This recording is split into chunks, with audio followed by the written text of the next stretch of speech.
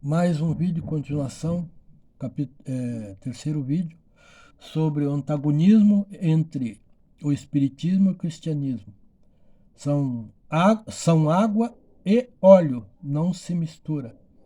Deus não aceita o espiritismo, não aceita consultar os mortos.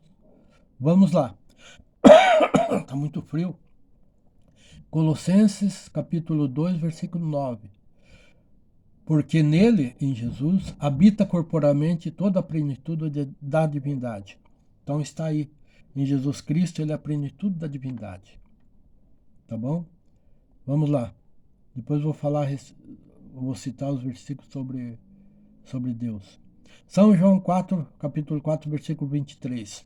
Diz assim: Mas a hora vem, e agora é, em que os verdadeiros adoradores adorarão o Pai em espírito e em verdade. Porque o Pai procura tais que assim o adorem. Entendeu? A hora vem em que os verdadeiros adoradores, então Deus quer verdadeiros adoradores, adorarão o Pai em espírito e em verdade. Então nós temos que adorar o Pai em espírito e verdade, ou seja, Deus é espírito, então nós vamos adorar Deus também em espírito, certo? Nós temos acesso ao Pai. O nosso espírito, ele tem que comunicar com Deus. Vamos adorar a Deus em espírito. Não vamos usar um fetiche, um objeto, souvenir, dizer que aquilo ali é Deus. Isso aí é medíocre. Só para as pessoas pobres de espírito, pobres mentalmente. Lógico, se você não compreende, amém. Eu também não entendia, certo?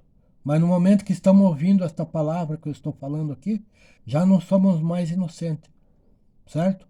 Se você conhece a verdade, você tem que já vestir essa nova camisa, vestir a camisa de Jesus. Adorar a Deus em espírito. Orar a Deus em espírito, a tua mente. Tua mente se comunica daí com Deus, com o Espírito de Deus. Vou reler novamente aqui. Mas a hora vem, e agora é, em que os verdadeiros adoradores adorarão o Pai em espírito e em verdade. Então isso aqui é uma sentença. Os verdadeiros adoradores adorarão a Deus em espírito e em verdade. Se você fizer isso, você é um adorador verdadeiro. Deus vai se agradar de ti. Porque o Pai procura a tais que o assim o adorem. Continuando lá em 4:24, São João. Deus é espírito e é necessário que os que o adorem em espírito e em verdade. Deus é espírito. Vou provar lá que Deus é espírito. 1 Timóteo 1,17. Ora, ao Rei dos séculos, imortal, invisível, ao único Deus, seja honra e glória para todos sempre. Amém?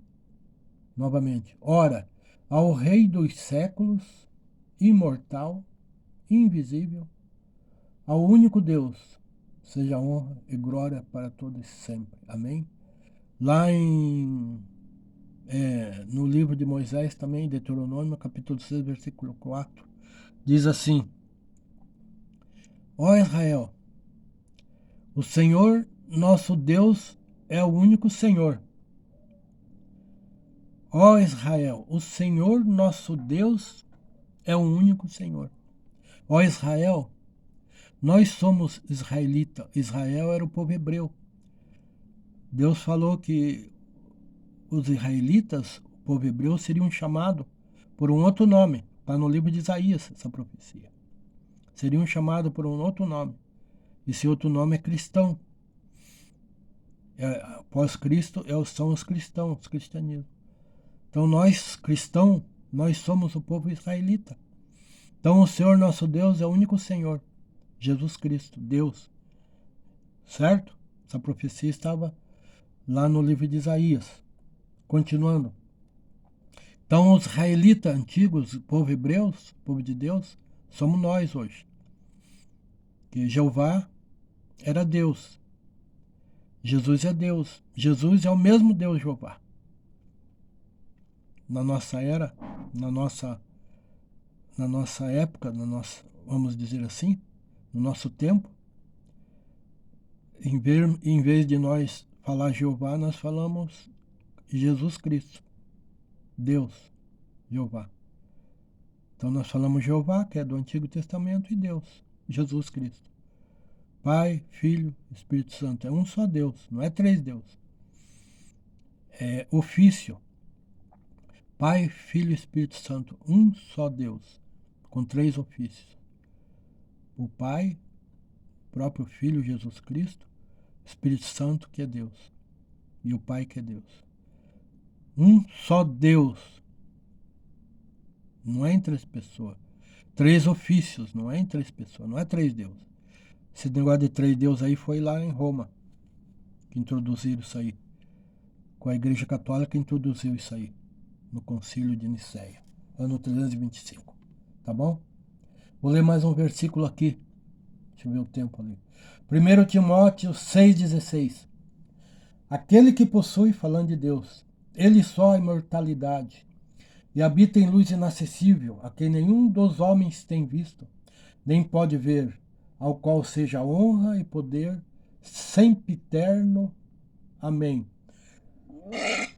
Então, dois versículos aqui, 1 Timóteo 1,17, 1 Timóteo 6,16, que fala a respeito de Deus, que Deus é Espírito, ele habita na luz inacessível, e nós não podemos vê-lo, certo? Temos que adorar ele em Espírito e em verdade. Entenderam? Vamos para outro. 2 Coríntios, capítulo 3, versículo 17. Ora, o Senhor é o Espírito, e onde está o Espírito do Senhor, ali há liberdade. Entenderam? Então Deus, ele não oprime ninguém. Deus, ele é liberdade. Onde o Espírito do Senhor está, ali há liberdade. E o Senhor é Espírito. Então, onde você se sentir mal oprimido, se você se sentir mal oprimido, Deus não está naquilo ali. Entenderam? Ora, o Senhor é Espírito, e onde está o Espírito do Senhor, aí há liberdade. A Bíblia diz que não é por força nem por violência, mas sim pelo Espírito de Deus. Entendeu? Não é por força nem por violência.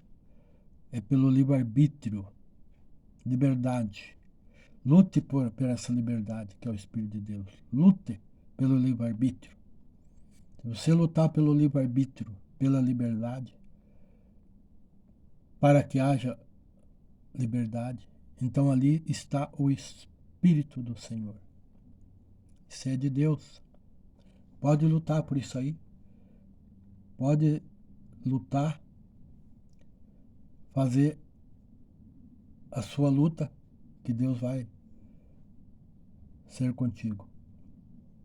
Vamos continuar lendo aqui. A fé sem as obras, já mudou o tópico, né? A fé sem as obras é morta. A fé sem as obras é morta, de nada adianta. A Bíblia fala isso. Então, aqueles que têm fé têm obras. A fé sem as obras, de nada adianta. Ela é morta. As obras sem fé em Jesus é morta. Entenderam? Então, você que é espírito e faz obras, você tem uma boa índole, um bom coração. Mas isso aí não te garante a salvação. Se fosse assim, qualquer pecador ganharia o céu. Poderia ser rico, dividir. Se eu fosse milionário, dividiria minha riqueza para com os pobres. Iria para o céu? Estaria comprando a salvação no céu? Não tem lógica isso aí, né? Então, as obras sem fé em Jesus é morta. Está dizendo que nós temos que ter fé em Jesus. Voltando aqui ao anterior, a fé sem as obras é morta, de nada adianta. Também só ter fé e não fazer nenhuma obra, né? Se nós temos fé, nós temos obras. Entenderam? Se nós não temos obra, é porque nós não temos fé. Você tem obras? Você tem obras, mas não tem fé? Não adianta. Se você não tiver fé, porque quem vai salvar é a fé. É o Salvador, fé em Jesus. Quem salva é Jesus. As obras sem fé em Jesus é morta. Leva as pessoas para o inferno. Então só ter obras Não vai pensar que você vai para o céu, você vai para o inferno do mesmo jeito. Né? Jesus é o Salvador e Libertador. Romanos capítulo 3, do versículo 23 ao 26. Depois eu vou ler esse versículo. A única maneira de ser salvo é crer em Jesus Cristo, que Ele é o Filho de Deus, que Ele morreu em sacrifícios pelos nossos pecados, derramou o sangue dele, né? E ressuscitou no terceiro dia. Ressuscitou. Foi o único que ressuscitou. O único Deus que morreu e ressuscitou. Ele não morreu, porque o espírito não morre. Ele passa dessa vida para outra vida. Entendeu? Parece que Jesus morreu, mas ele não morreu.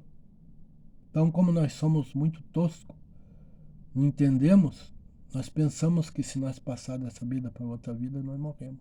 O espírito continua vivo. A Bíblia diz que o corpo, ele morre, ele apodrece, ele é enterrado na terra. Mas o espírito, que é de Deus, volta a Deus. Ou seja, aquele que é de Deus volta para Deus. Aquele que não é de Deus não volta para Deus. Ele não morre, ele vai para o Hades, para o inferno. Se ele for mau, se ele é um espírito que ele continuou nas trevas, ele não conheceu o Salvador, não aceitou a salvação, ele volta para o diabo, porque desde o começo do mundo o diabo ganhou o homem lá no jardim do Éden. Vamos dizer assim, houve uma negociata.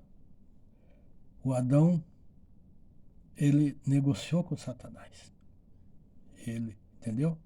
Vendeu a nossa alma para Satanás. Então Jesus veio para tirar, para cancelar a maldição. Estou gravando.